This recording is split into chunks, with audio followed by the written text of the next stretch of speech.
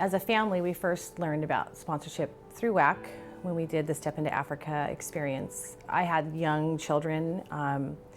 Money was tight, and so the thought of even thinking about sponsoring and putting out extra money was not really at the front of our minds. But we approached the table one Sunday after service, and the overwhelming amount of folders and envelopes with these adorable faces.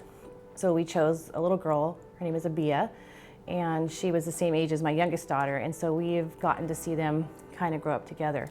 But never in my wildest dreams would I think that twice in this little girl's life would I get to meet her, touch her, feel her, and see what World Vision is doing for these kids firsthand.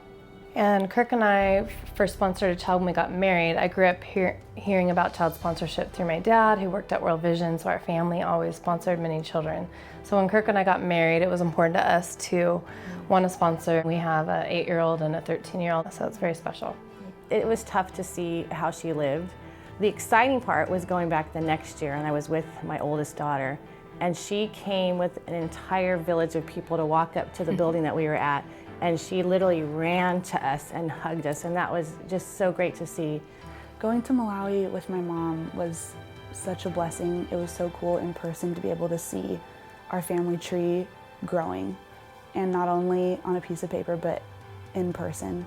I felt a connection with the family, that's really hard to explain when they're not, anywhere near you geographically. We were able to see in the villages, in some villages where 1 or 2 children were sponsored, the entire village was so affected and blessed by it, and that sometimes was enough to even get the villages on their own feet altogether. A village of maybe hundreds of people.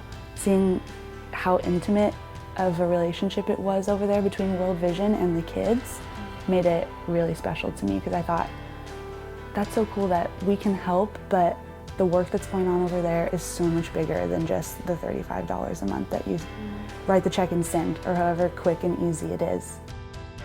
And I think there was excitement knowing that the entire area of Nkoma was sponsored by our church, and so there was just a lot of connected stories, and people sent maybe packages like, give this to my sponsored child, or even if they couldn't go, and just being able to look around and have that connection, like Whittier to Nkoma, and it's just, we're all connected together. WACC is just a generous congregation. We're generous with our time, we're generous with our love, we're generous with our money, and so we're hoping that everyone can just be generous with adding to their family.